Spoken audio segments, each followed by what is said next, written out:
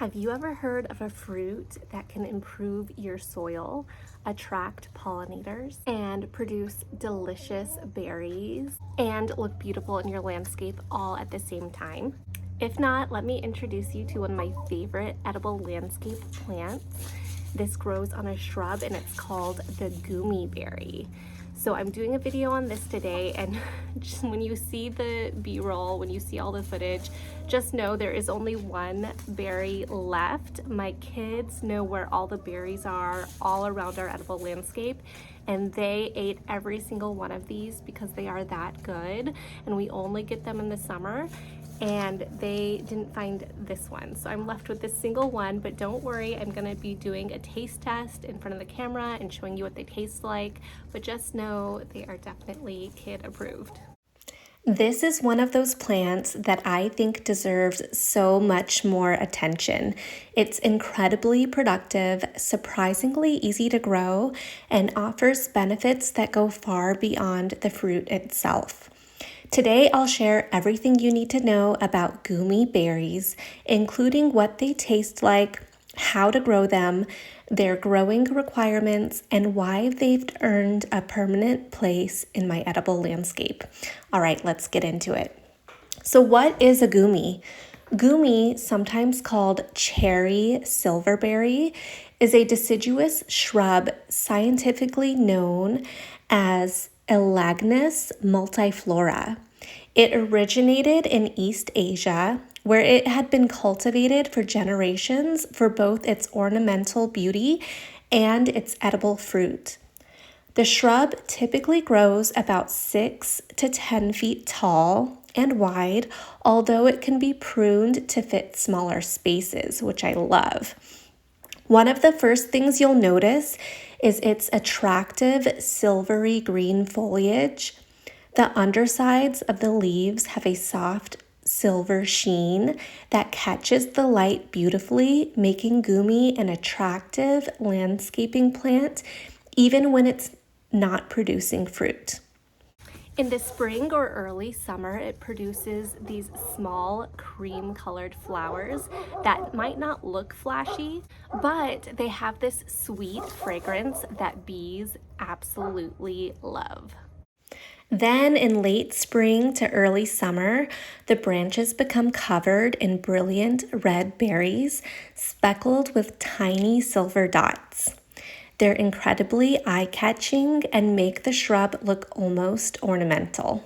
The berries have a unique flavor that's unlike nothing you'll find at the grocery store. All right, let's do the taste test. So you can see the berry is quite tiny, very red and plump.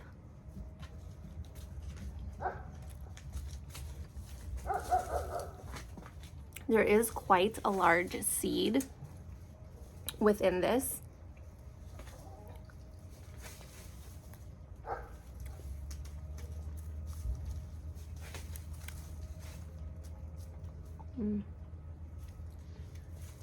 So here's the seed.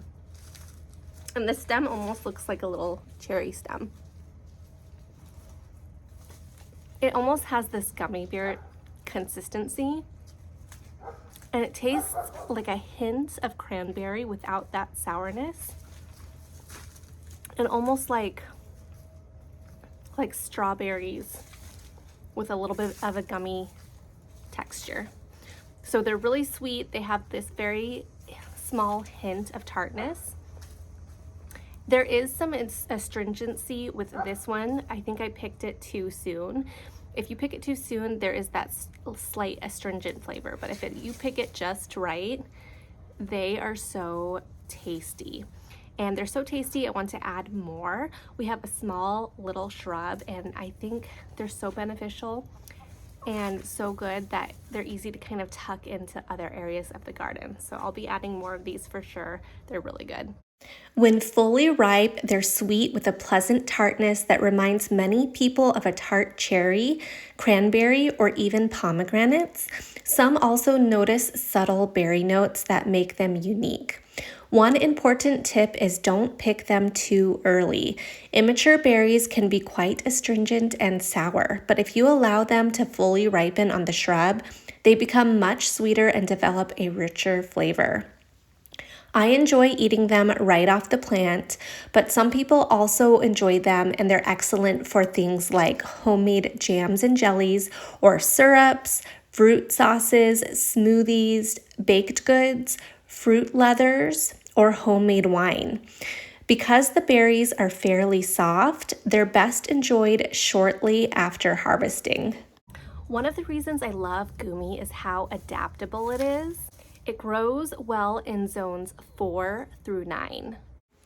Goumi prefers full sun for the best fruit production, well draining soil, moderate watering while establishing, and good air circulation.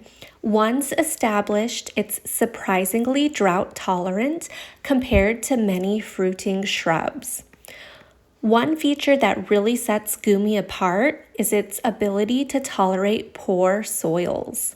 While many fruit plants require rich, fertile ground, Goumi is much more forgiving. Here is something that makes Goumi really special. It is actually a nitrogen fixing plant. That means it forms a beneficial relationship with soil bacteria that capture nitrogen from the air and convert it into a form that plants can use. This allows Goumi to improve soil fertility over time. In an edible landscape or food forest, this makes it an excellent companion plant. I love planting nitrogen-fixing shrubs like Goumi near things like fruit trees because they help build healthier soil in a natural way, and that reduces the need for fertilizers. Instead of simply taking nutrients from the soil, Goumi actually gives something back. That's a huge win for anyone interested in permaculture gardening. Growing Goumi is refreshingly simple. It's a great beginner plant. First, choose a location that receives at least 6 hours of sunlight every day. Then dig a hole about twice as wide as the root ball and plant it at the same depth it was growing in the container. After planting, water it deeply and add several inches of mulch around the base. Keep the mulch a few inches away from the trunk. Water regularly during the first growing season. Once it is established, Goumi usually requires very little maintenance, and pruning is minimal. I mainly remove dead or crossing branches and lightly shape the shrub after harvest if needed.